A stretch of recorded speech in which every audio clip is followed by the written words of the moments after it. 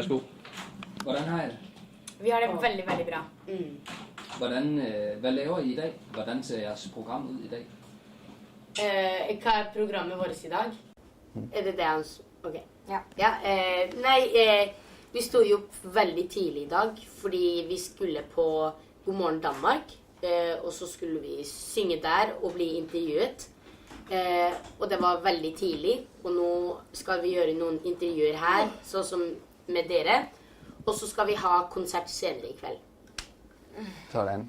Et hårdt program. Ja, men veldig gøy da. Veldig gøy. Kan I prøve at fortælle mig, hvordan har de sidste 4 år set ud for jer? Hvordan har I oplevet de sidste 4 år? Helt fantastisk. Veldig travelt, men også veldig, veldig gøy. Vi har fått opplevd veldig, veldig mye, så det har vært fantastisk. De 4 årene har vært helt fantastisk. Jeg tror ingen andre på vår alder har fått lov til å oppleve dette. Så det er jo helt utrolig at vi har fått gjort dette da. Så det er jo helt sykt.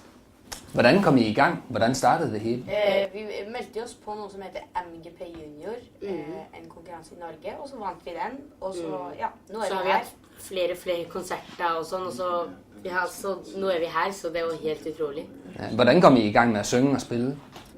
Vi startet jo i barnekor når vi... Barnekor, vet du hva det er? Ja. Vi startet i barnekor når vi var 5 år. Så har vi har alltid syntes det var gøy å synge og sånn. I vandt MGP Junior. Hvor meget har det betydet for jer at vinde det? Veldig mye, fordi ellers så tror jeg vi ikke har vært akkurat her nå, så det har betydet veldig mye. Vi har ikke kommet til å greie alt dette hvis vi ikke har meldt oss på Melodi Grand Prix Junior. Nu kan I så rejse rundt i Skandinavien, rejse rundt i Norge og give koncerter. Hvordan er det at rejse så meget rundt? Hvordan er det at ture rundt på den måde, I gør? Jeg synes jo det er veldig kult, spesielt også å dra i andre land og opptre. Så det er jo veldig spesielt at vi som er 14 år, som kommer fra Norge, kan ha konserter i Sverige, Danmark og andre land og sånn. Så det er jo helt sykt. Hvordan er der nogle hårde ting ved det også? Er det hårdt at rejse så meget? Det kan jo være litt slitsomt av og til, men jeg ser ikke noe negativt til det vi gjør. Jeg synes det er veldig, veldig gøy. Ja. Det som kan være mest slitsomt, det kan være for eksempel hvis vi reiser og tar fly og sånn, det kan være litt slitsomt. Men når vi får tilbud til privatfly, da... Vi gjorde det ikke for ikke så lenge siden, da var det veldig koselig i privatflyet. Det var veldig fint der da. Er der noget, I savner er der noget, I savner derhjemme, når I rejser så meget? Vi savner jo vennene våre, og som regel når vi reiser, så er det bare med og Martinus og vår pappa som reiser, så vi savner jo lillesøstre våre og mammaen vår da. Ja. Og så er det veldig godt å komme tilbake da på fotballbanen. Så det har vi savnet å ha en fotball her. Ja. I elsker fodbold, ikke? Ja, jeg synes det er veldig gøy. Hvem er bedst til at spille fodbold af jer? Oi!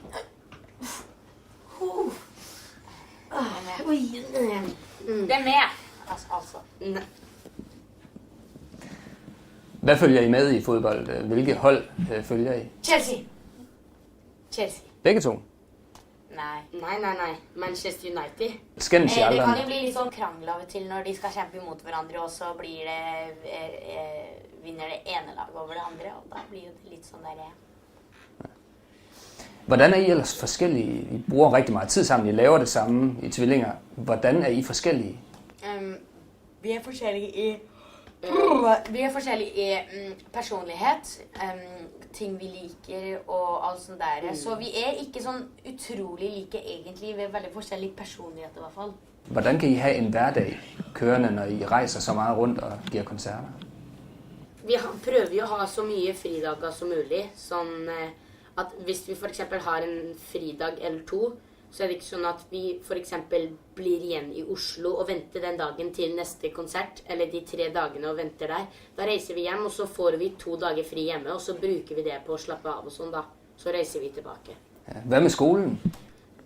Det går veldig fint, for der vi bor, så bor det bare 800 folk på den lille plassen vi bor. Og på skolen så er det fra 1. til 10. klasse bare 150 elever. Så det er veldig lite, så alle kjenner alle der, så det er veldig greit. Hvad laver I, når I har fri på sådan en tur som den her? Når I har et par timer, hvor I ikke skal give interviews med journalister og være i fjernsynet og give koncert. Hvad laver I så her i København for eksempel? Da, som regel så vi egentlig bare i senga vår og bare slapper helt av og sparer liksom energien vår til vi Jeg er litt på telefonen. Yes. Har I set noget af København? Ja, vi har vært der. Vi har vært i Tivoliet før, faktisk, når vi var veldig liten. Vi var 5 år gammel. Og da hadde vi kjørt sånn en sånn bil der. Og jeg husker det så veldig godt. En sånn slags liten sånn karusell, da. Og det jeg har bilder av det på rommet mitt når jeg var der.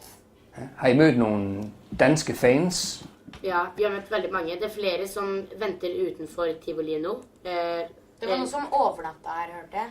Noen hadde kommet hit i går kveld og har ventet siden da. Hvordan har I det med, at der er nogen, der så gerne vil se jeres koncert, så de venter en hel dag før? Det er helt sykt. Det er veldig rart at folk gjør så mye bare for å møte oss, føler vi da. Så det er utrolig rart. Hvor meget gør I for at holde kontakt med jeres fans, for at tale med jeres fans, og for at tale med dem på sociale medier? Det er okay, du må gerne. Ja, for de som lurer, jeg stod opp 5:30 i dag, så jeg er litt trøtt. Ja. Men ja, vi har jo noe som heter Instagram, så, og der kan vi ha på en måte kontakt med liksom fansen våre. Der vi for eksempel, følg oss på Instagram, Marcus and Martinus. Ja, men ja, over til noe annet. Ja, vi på en måte, hvis de stiller oss noen spørsmål noen ganger, så kan vi for eksempel svare på de, for eksempel ja, på Instagram, når vi lager et bilde. Så er det noen ganger vi gjør det.